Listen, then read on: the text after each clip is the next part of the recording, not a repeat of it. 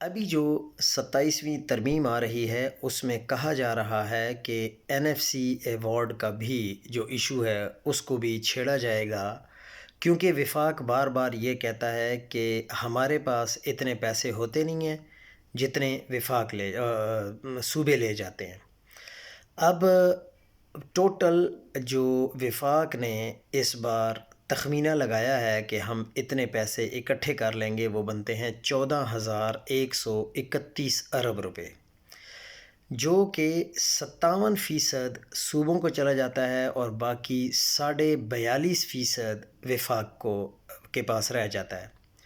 اور اس کے علاوہ نان ٹیکس ریونیو جو ہوتا ہے اس کی ایک بڑی رقم 5,147 ارب روپے جو وفاق کے پاس رہتے ہیں، اس میں سے 1 روپیہ بھی کسی صوبے کو نہیں دیا جاتا۔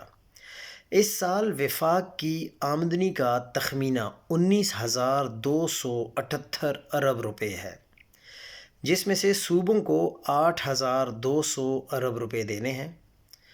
وفاق کے پاس 11,072 ارب روپے بچیں گے۔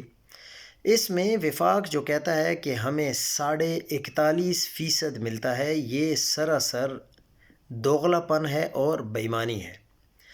وفاق کا ٹوٹل خرچے کا تخمینہ ہے 17,593 ارب روپے۔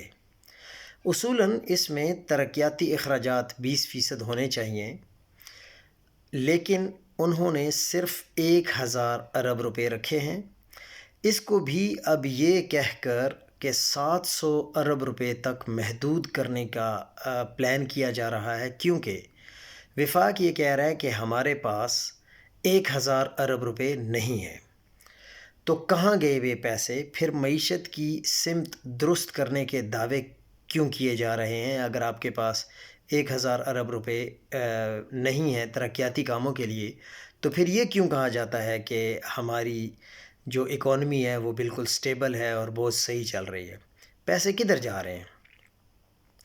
8,260 ارب روپے سود کی ادائیگی میں دیے جا رہے ہیں، اور یہ سود کی رقم سے بھی کم پیسے تمام صوبوں میں تقسیم کیے جاتے ہیں، یعنی صوبوں کو دیے جاتے ہیں 8,200 ارب روپے اور سود میں دیے جا رہے ہیں 8,260 ارب روپے۔